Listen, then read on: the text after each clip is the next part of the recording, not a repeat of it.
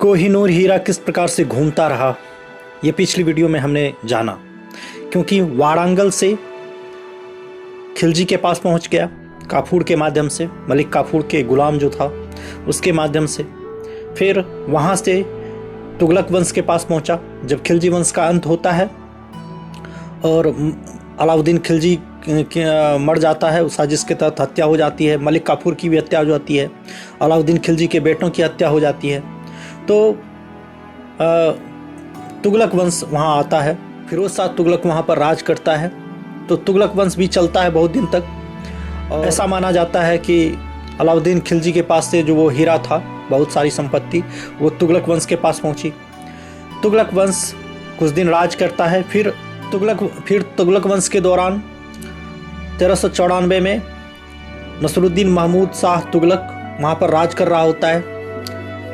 उसी समय 1398 में समरकंद से तैमूर लंग का आक्रमण होता है। संसार का क्रूर व्यक्ति कहा जाता है कि चंगेज खां के बाद या चंगेज खां के बराबर ही उसने कत्लेआम किया था। सबसे ज़्यादा चंगेज खां को अपना हीरो मानता था, तैमूर लंग। तैमूर लंग का नाम ही विचित्र है। लंग इसलिए कहा जाता था क्योंकि वो लंगड़ा था। तो वो समरकंद से अनेक बड़ जातियों को, कबीलों को एकत्रित करके एक विशाल सेना उसने बनाई थी और वो उस सेना के साथ भारत की ओर बढ़ चला और वो भारत पर आक्रमण करने के लिए आया। उस समय तुगलक वंश का राज था भारत में। तैमूर लंग भारत की ओर आक्रमण करने के लिए निकलता है और वो मुल्तान के रास्ते भारत आता है। सबसे पहले वह मुल्तान में प्रवेश करता है और मुल्तान का जो वहाँ शासक था खिज्र खां, मुल्तान के शासक खिज्र खां को वह युद्ध के लिए ललकारता है। और खिज्र खां वो अपने किले की घेराबंदी करता है, बहुत प्रयास करता है, लेकिन हफ्तों तक वो युद्ध के मैदान में रहता है कि सेना बहुत विशाल थी, भयानक थी, क्रूर थी। उसने लगभग हफ्ते भर के अंदर उसके किले को ढा दिया और सबको कत्लेआम किया। अंत में वो जो वहाँ का खिज्र खां था वो सरेंडर कर गया और उसका सेवक बन गया, तैमूर लंग का प्रतिनिधि बन गया। वो अब प्रवेश ही कर रहा है और फर्स्ट बार मुल्तान में आता है और मुल्तान में भारी तबाही करता है, मुल्तान को जला देता है। वो भी जिस जगह जाता था वो जला देता था, सबको, शहर को जला देता था, लूटपाट कर देता था, कत्लेआम कर देता था। ऐसा ही वो लोग करता था। बेसिकली तैमूर लंग एक जो है कि अपने आप को जिहादी समझता था और जिहाद की आड़ में वो जो है कि अपनी सत्ता बढ़ाता था और लूट करता था। वो मानता था कि अपने इस्लाम को फैलाने के लिए वो ऐसा कर रहा है, अपने लोगों को ये कहता था और ये बात बोलकर वह संगठित करता था लोगों को। लेकिन वास्तविक उद्देश्य उसका इस्लाम फैलाना नहीं था, बल्कि वो लूटपाट करता था और एक क्रूर लुटेरा था।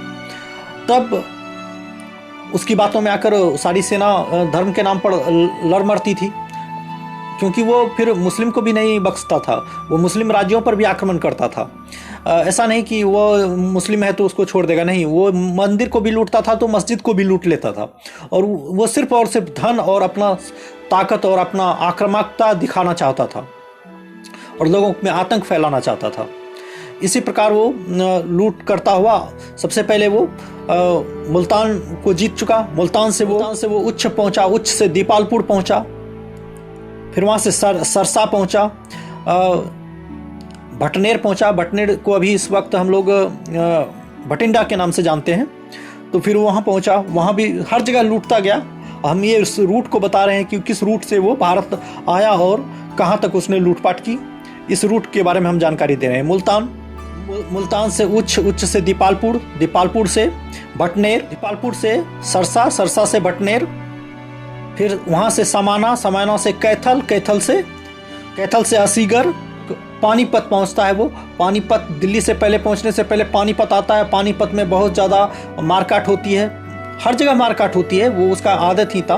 फिर चूंकि दिल्ली पहुंचने से पहले पानीपत से होकर गुजरना पड़ता था, इसलिए पहले दिल्ली को जीतने से पहले पानीपत में बहुत भयंकर युद्ध हुआ और वहाँ पर वो जीत गया, सबको मारकाट करते हुए निकलता चला गया। पानीपत के बाद मेरठ, छोटे छोटे जो जगह थे, मेरठ, लोनी, उसके बाद फिर दिल्ली में कहा जाता है कि वो 3 दिन तक उसने कत्लेआम मचाया। दिल्ली जाते ही कब्जा कर लिया और 2 दिन अपने सेना को खुली छूट दे दी कि जितना हो सके मारकाट मचाओ, लूटो। पूरी दिल्ली को उजाड़ दिया उसने और लाखों लोगों को वो बंदी बनाकर अपने साथ ले गया। जो युद्ध कर रहा था उस सबको कत्लेआम कर दिया गया। महिलाओं को, बच्चों को और लड़कों को बंदी बना लिया गया और उसको गुलाम बना लिया गया। और गुलाम के लगभग 1 लाख लोगों को गुलाम के रूप में वो समरकंद लेके जाने के लिए तैयार हो गया। वो गुलाम उसके फ्री में वर्कर होते थे और वो फ्री में काम करते थे। और कुछ गुलामों को वे लोग सेना में भर्ती कर देते थे और जो सेना में भर्ती नहीं हो पाते थे उसको बहुत कठोर काम दिया जाता था। उनका यही नियम था। अभी तो वो दिल्ली की लूट उन्होंने की 3 दिन। और वहाँ दिल्ली का जो बादशाह था उस वक्त, नसरुद्दीन साहब, उसने प्रतिरोध किया, लड़ाई की उसने ठानी, उसके साथ युद्ध करने की कोशिश की, लेकिन टिका ही नहीं उसके सामने। तैमूरलंग के सामने बिल्कुल नहीं टिक पाया और वो भागकर गुजरात चला गया। महमूद शाह, नसरुद्दीन महमूद शाह तुगलक भागकर गुजरात चला गया और वो गुजरात चला जाता है और पूरा दिल्ली अस्त व्यस्त हो जाता है। 3 दिन की लूट के बाद उसका मन भर जाता है तो फिर वो दिल्ली से आगे निकलता है। फिर वो दिल्ली से फिरोजाबाद पहुंचता है, फिरोजाबाद से फिर हरिद्वार पहुंचता है। गंगा के तट पर लूटपाट करता है, गंगा तट के लोगों को मारता है, साधु संतों को मारता है। वहाँ पे योद्धा और कुछ साधु संत प्रतिरोध करते हैं लेकिन उसकी विशाल सेना के सामने टिक नहीं पाते। फिर आगे क्या होता है कि गंगा के तट पर लूट करने के बाद फिर वो जमुना पार जाते हैं। वो जमुना पार के गांव पर आक्रमण करते हैं, दूर दराज के गांव को भी लूट लेते हैं और बहुत मारकाट मचाते हैं, तबाही मचाते हैं, आतंक फैला देते हैं। जो सामने आया सबको मार देते हैं और सबको भगा देते हैं। और मतलब कि पूरी तबाही और आतंक का मंजर उसने तैमूरलंग ने भारत में उपस्थित किया। फिर वहाँ से जमुना पार से वो लोग फिर कांगड़ा आते हैं, रोहतक आते हैं, सोनीपत आते हैं और इन जगहों पर भी बहुत सारी लूटपाट वो करते हैं। अंतिम उसका रहता है समराला और समराला से वो लोग फिर निकल जाते हैं और वो अपने समरकंद की ओर फिर से वो निकल जाते हैं। तो इतने लगभग 17-18 जगहों पर उन्होंने लूटपाट की और भयानक धन दौलत लूटा और लोगों में कत्लेआम मचाया। तो इस प्रकार से पूरा तुगलक वंश ही खत्म हो गया। जो भी धन दौलत वैभव उसने पाई थी खिलजी वंश से, तुगलक वंश को लूट लिया तैमूरलंग ने और मतलब एक तरह से भारत की जो शासन व्यवस्था थी उसको तहस नहस कर दिया। तुगलक वंश कमजोर हो जाता है। ये तैमूरलंग वापस अपने समरकंद लौट जाता है और इसकी तैमूरलंग की विजय यात्रा चलती रहती है। तैमूरलंग के बारे में हम लोग किसी दूसरी कहानी में फिर से डिटेल में बात करेंगे, लेकिन इस समय हम लोग देख रहे हैं कि कोहिनूर हीरा कहाँ कहाँ ट्रांसफ़र हो रहा है। तो ऐसा माना जाता है, कुछ लोग मानते हैं कि इसी लूट में तैमूरलंग अपने साथ कोहिनूर ले गया। कुछ इतिहासकार मानते हैं कि नहीं, ऐसा नहीं था। तैमूरलंग ने वो कोहिनूर हीरा अपने साथ नहीं ले गया, लेकिन आपस में ही तुगलक वंश में ही अलग अलग जगह बट गया। तो जो भी हो, आगे हम डिटेल में जाते हैं। जब वो वापस लौट गया तैमूरलंग समरकंद, बाद के दिनों में वो चीन पर हमला करता है और चीन में हमला करते समय वो ठंड के मौसम में ठंड ही उसको लग जाती है और वो मर जाता है तैमूरलंग। तो तैमूरलंग को कोई नहीं मार सका और एक ठंडी ने उसे ठंडी मार दिया। और ये अजीब घटना थी, इसके बारे में हम अलग से कहानी लाएंगे। फिर अभी की जो घटना है इस पर, ये ऐतिहासिक घटना है, इस पर हम चर्चा करते हैं। तो इस तरह से तुगलक वंश धीरे धीरे कमज़ोर हो गया। तुगलक वंश के कमज़ोर हो जाने के बाद अनेक छोटे छोटे जो राज्य थे भारत में, जो दिल्ली सल्तनत पे के कारण उसको एकजुट था, सभी लोग अपने आप को स्वतंत्र घोषित करने लग जाते हैं। उस समय माना जाता है कि उस समय मालवा के सुल्तान जो थे वो बहुत ज़्यादा ताकतवर हुआ कर रहे थे। मालवा का जो क्षेत्र है इस समय इंदौर, रतलाम, उज्जैन, मंदसौर, नीमच, धार, ये सब एमपी में, मध्य प्रदेश और राजस्थान के कुछ भागों को मिलाकर बन रहा है हमारा मालवा। कमज़ोर हो जाता है तो तुगलक वंश कमज़ोर हो जाने के कारण मालवा के शासक हट जाते हैं, उससे स्वतंत्र अपने आप को घोषित कर लेते हैं। ग्वालियर के लोग अपने आप को अलग घोषित कर लेते हैं, स्वतंत्र सत्ता घोषित कर लेते हैं। इसी तरह अनेक छोटे छोटे राज्य अपने आप को स्वतंत्र घोषित करते हैं। कुछ लोगों का मानना है कि मालवा और ग्वालियर में वो कोहिनूर हीरा चला गया था। कुछ लोगों का मानना था कि कोहिनूर हीरा मालवा के राज्य में पहुंच गया था। कुछ लोगों का मानना था कि हीरा ग्वालियर पहुंच गया था। कारण क्योंकि वो सभी एक ही सरदार का एक ग्रुप था, तो हो सकता है उन सरदारों ने आपस में बांट लिया हो, क्योंकि वो सभी दिल्ली सल्तनत तुगलक वंश के ही अंदर काम करते थे। लेकिन जब तुगलक वंश कमज़ोर हुआ तो सब लोग अपने आप स्वतंत्र हो गए और कुछ धन लूट और बंटवारा हो चुका। और कुछ लोग मानते हैं कि वो हीरा तैमूरलंग के साथ समरकंद चला गया। लेकिन आगे की कहानी बाद में पता चलती है कि कोहिनूर हीरा गया कहाँ। तैमूरलंग ने सबसे पहले जो मुल्तान पर आक्रमण किया था, तो मुल्तान का जो शासक था खिज्र खां, वो उसका सेवक हो गया था, उसका प्रतिनिधि हो गया था। तो तैमूरलंग ने खिज्र खां को दिल्ली की देखभाल करने के लिए एक प्रतिनिधि के तौर पर रख छोड़ा। तो खिज्र खां क्या करता है, प्रतिनिधि के तौर पर दिल्ली की निगरानी करता है। और महमूद शाह, तो नसरुद्दीन महमूद शाह जो बादशाह था दिल्ली का, वो तो भाग गया था गुजरात। तो उस समय खिज्र खां बन जाता है। इस सिचुएशन में दिल्ली की लूट के बाद जब तैमूरलंग वापस समरकंद चला गया और दिल्ली उजाड़ हो गया और दिल्ली कमज़ोर हो गया, तो खिज्र खां उसका देख रेख कर रहा था। क्योंकि तैमूरलंग का काम लूटना ही था, वह शासन व्यवस्था चलाने में रुचि नहीं रखता था।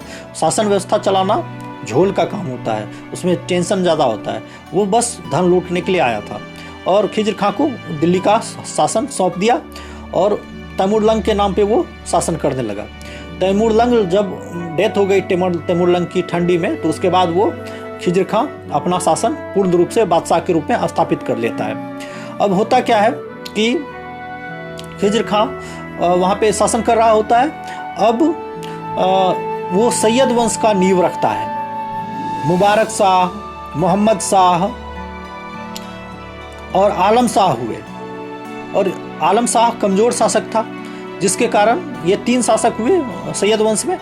तो आलम शाह जो था, उसको बहलोल लोदी ने उसको हरा दिया। बहलोल लोदी ने उससे युद्ध किया और बहलोल लोदी ने सैयद वंश को ख़त्म कर दिया।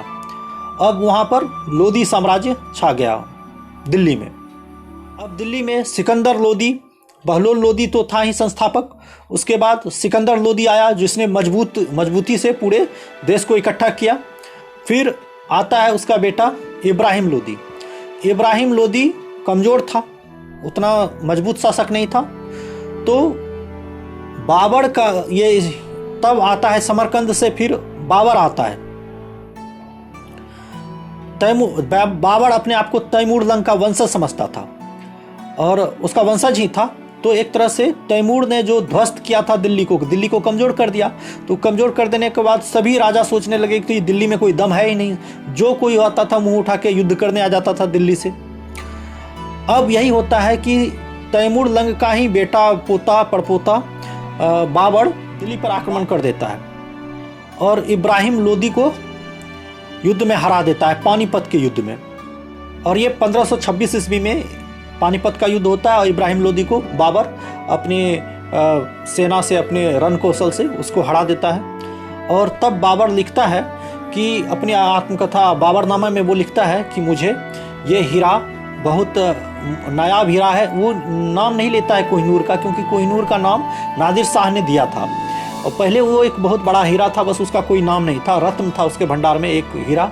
तो वो अपने बाबरनामा में लिखता है कि मेरे खजाने में एक नायाब हीरा है और बहुत बड़ा हीरा है, और माना जाता था कि वही हीरा कोहिनूर हीरा है। तो उस हीरे के बारे में वो लिखता है कि ये हीरा मुझे लोदी से प्राप्त हुआ, इब्राहिम लोदी से, लोदी के खजाने से मिला और लोदी के पास ये ग्वालियर के राजा के पास से आया था और ग्वालियर के राजा के पास मालवा से आया था। तो इस तरह से वो अपने आत्मकथा में लिखता है। अब चूंकि वो बाबर के पास आ चुका था वो कोहिनूर हीरा, और बाबर ने उसको अपने खजाने में रख दिया। तो बाबर तो अच्छा खासा युद्ध जीता, विजेता ही रहा, लेकिन बाबर की मृत्यु कम आयु में हो गई, मात्र 47 ईयर्स की ओल्ड में। 47 वर्ष की आयु में उसकी मौत हो गई। कारण ये रहा कि बाबर तो हर अच्छा योद्धा था, अच्छा प्रकृति प्रेमी था, वो बाग और बगीचा लगाना बहुत पसंद करता था बाबर, और साहित्यकार भी था और लिखने में रुचि थी उसकी, और एक अच्छा योद्धा था और समझदार व्यक्ति था, और वो बाग और बगीचे खूब लगाता था। और भारत में भी जो बहुत बड़े बड़े बाग हैं उसके ही देन है बाबर की। तो बाबर प्रकृति प्रेमी था, एक अच्छी बात थी। आजकल देखते हैं कि बागों का खात्मा हो रहा है, आज अब पहले जैसे बाग और बगीचे नहीं बच गए, लेकिन वास्तव में जो कहीं सुख और आनंद मिलता है, शांति मिलती है, तो वो एक बड़ा बाग और बगीचा ही होता है। वहाँ की हवा और सुंदर मौसम, आम का फल, बहुत सारी बातें। आगे ये होता है कि बाबर 47 ईयर्स ओल्ड में वो बीमार रहने लगता है। होता है कि उसका बेटा था, बाबर का बेटा था हुमायूं, और हुमायूं बहुत बीमार रहता था।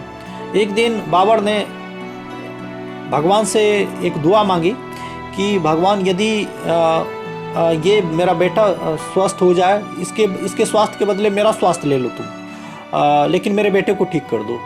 तो बाबर का बेटा धीरे धीरे, हुमायूं ठीक होने लग गया, और शाहजहां धीरे धीरे बीमार पड़ने लग गया, और एक दिन वो मर गया 47 ईयर्स ओल्ड में। तो ये भी एक उसके कर्स की बात कहती है कि बाबर जल्दी मर गया और वो अपने पूरे शासन का सुख ना भोग सका, युद्ध ही करता रह गया। तो ये बताता है कोहिनूर किस प्रकार से ट्रांसफ़र हुआ, और हमने इस कड़ी को सुलझाया कि किस प्रकार से ट्रांसफ़र हुआ। एक बार फिर से हम बताते चलें कि सबसे पहले यह हीरा खदानों में निकला, दक्षिण भारत के खदानों में। तो वहाँ पे काकतीय साम्राज्य के प्रताप रुद्रदेव राजा के पास वो हीरा पहुँचा। उसने वारंगल के मंदिर में रखा। वारंगल के मंदिर को लूटा गया, खिलजियों द्वारा लूटा गया, मलिक काफूर के द्वारा लूटा गया, और फिर वो उसके पास चला गया। और फिर वहाँ पर तुगलक वंश के लोगों ने भी उस मंदिर को लूटा, जिसमें प्रताप रुद्रदेव ने आत्महत्या कर ली थी। फिर वो खिलजी वंश से होते हुए तुगलक वंश के पास पहुँचता है, और तुगलक वंश से होते हुए वो सैयद वंश के पास पहुँचता है, या फिर मालवा या ग्वालियर के पास पहुँच जाता है। फिर इब्राहिम लोदी के पास पहुँचता है, और इब्राहिम लोदी से बाबर छीन लेता है, और इस प्रकार से कोहिनूर हीरा का ट्रांसफ़र होता है। अब फिर हुमायूं गद्दी पे बैठता है। आगे की कहानी बाद में बताया जाएगा और डिटेल में बताया जाएगा। तो अभी बाबर तक की कहानी रही कि बाबर तक ये किस प्रकार ट्रांसफ़र हुआ। धन्यवाद।